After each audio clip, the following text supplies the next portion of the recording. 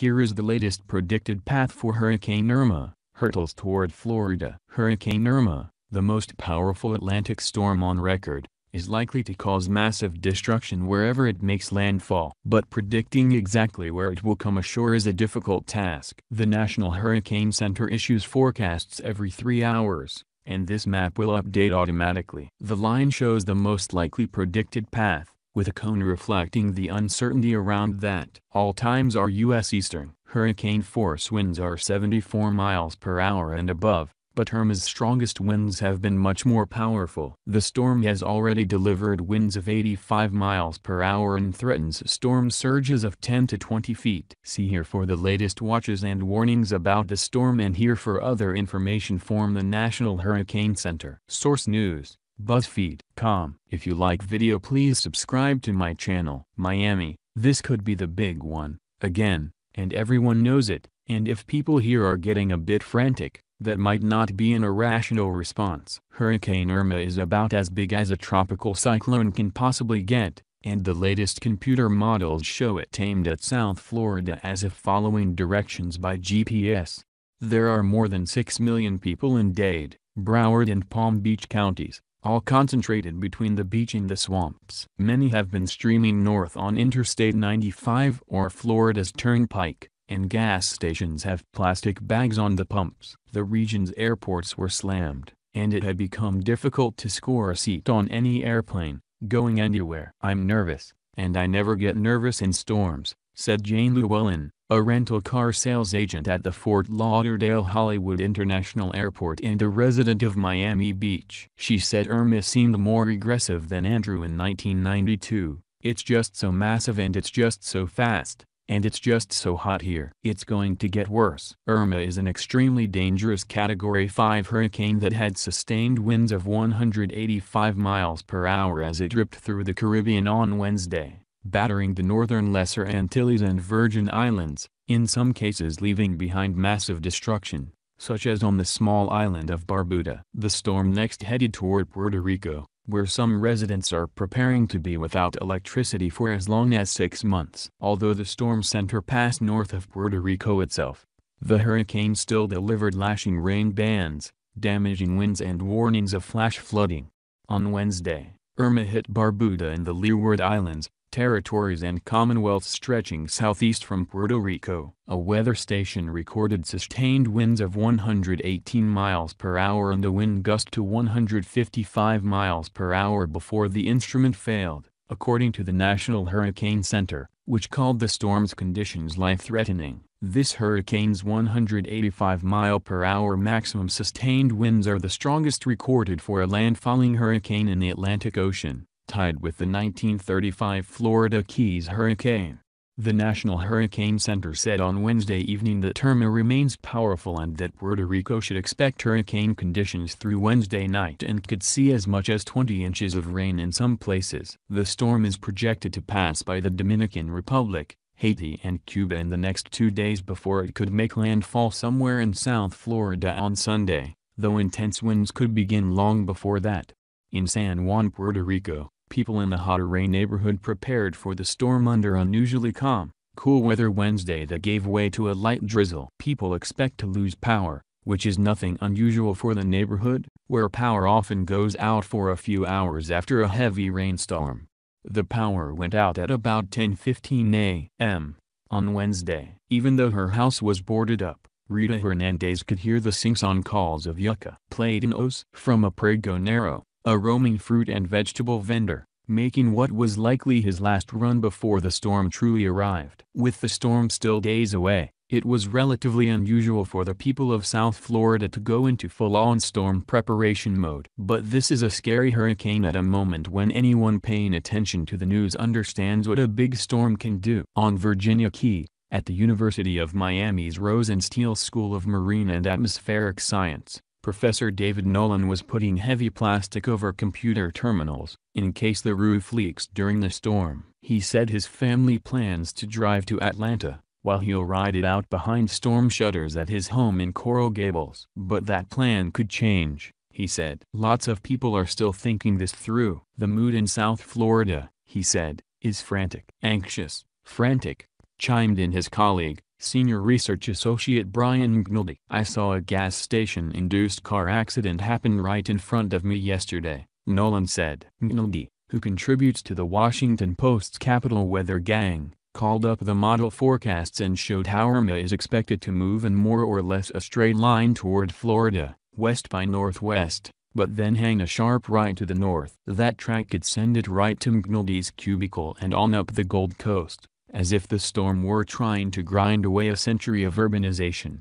"That's extremely bad," he said. "That's basically every East Coast Florida city. This could easily be the most expensive U.S. storm if this happens." He hastened to add, as all forecasters do, that a forecast 4 or 5 days in advance is typically off by something like 185 miles, and Irma could still veer west toward the Gulf or stay east and never make landfall.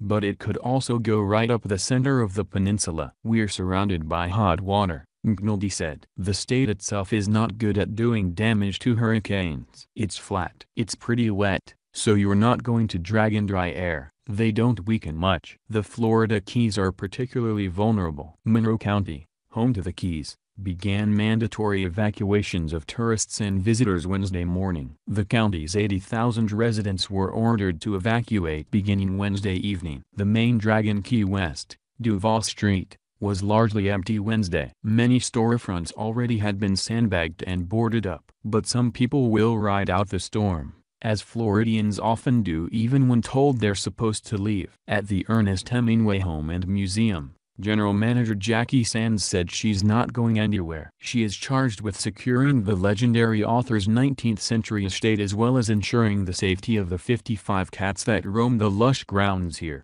many of them with 6 and 7 toes on each paw.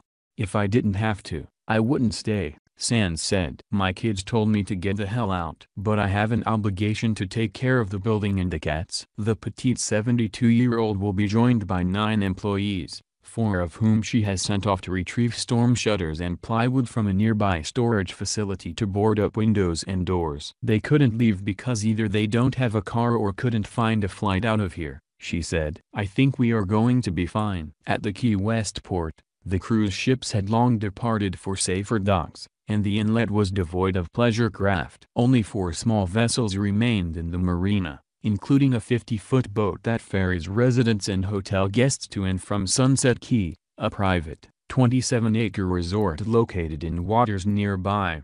The ship's captain, William Harry Privet, 80, said he's never been caught in a hurricane. "Every time, it either veered off or never arrived," he said. He hopes to keep his track record intact. "I know what happens when they show up. I don't want to be here when this one does. It's nasty." Late Tuesday evening, some mainstays, including Sloppy Joe's, kept the doors open for dozens of straggling tourists. "R.E.M.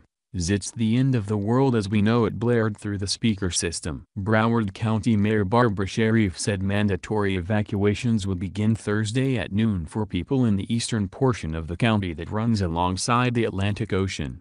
"This storm is bigger, faster and stronger than Hurricane Andrew," Florida Gov. Rick Scott, R., said Wednesday, emphasizing that even with Irma's uncertain trajectory, officials were preparing for a direct impact. "Do not sit and wait for the storm to come. It is extremely dangerous and deadly and will cause devastation. Get prepared right now." Scott, who earlier this week declared a statewide emergency, has warned that Irma could require large-scale evacuations and severely impact areas battered last year by Hurricane Matthew, which sent punishing flooding into parts of the state.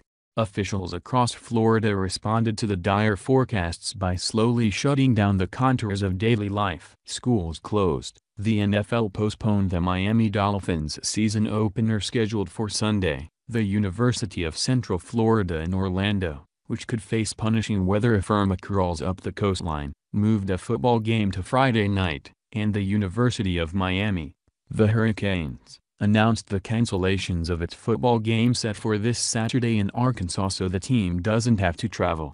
Storm preparations also were underway at 2 nuclear sites in Florida, 45-year-old Turkey Point 25 miles south of Miami and 41-year-old Street, Lucy further north along the coast. They belong to NextEra, a utility with about 5 million electricity customers in Florida. NextEra said that it will shut down its 4 nuclear reactors before Irma makes landfall. That will reduce the heat in the reactors and the need for electricity. NextEra also said that its reactors could weather a loss of electricity of the sort that caused a meltdown at Japan's Fukushima Daiichi reactors after the tsunami there in 2011. NextEra spokesman Peter Robbins said that the nuclear plants have diesel generators located 20 feet above sea level inside reinforced concrete structures.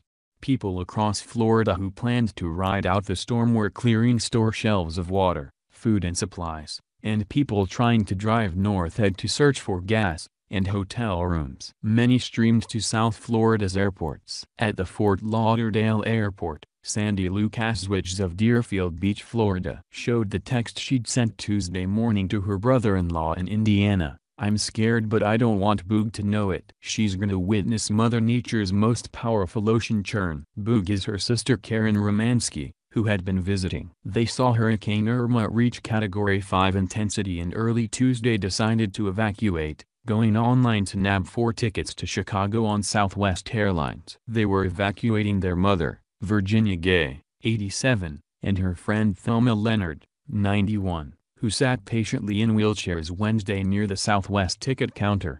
"I've been through Wilma. I've been through Andrew. I saw what's coming," said Lukasiewicz, 56. She said she noticed the storm forming off the coast of Africa a week or so ago and thought to herself, "That looks like Andrew." "I wish I could stay home," said Gay, her mother. But her daughters had been emphatic, telling her, according to Lukasiewicz, "You have no choice. We made a family decision. We are going." The airport had been jammed since before dawn with people trying to get out of the state. Florida's peninsular geography makes flight the best way to flee an oncoming hurricane, but there are only so many planes to catch. By early Wednesday morning, it was hard to get a seat on a plane going anywhere. Seats that were available still for purchase at Florida airports were often exorbitantly expensive, in the range of $2,000. Some of those who were leaving said modern technology and modern communications helped inform their decisions and made them easier. "Back in the 1800s, people wouldn't have had a warning," said Renee Gray, flying with her husband Mitch to their home in Nashville after evacuating from Isla Morada, in the Florida Keys, at 4 a.m. "Today we've got warnings, and we have to take advantage of that." Source News, Washington Post. If you like video, please subscribe to my channel.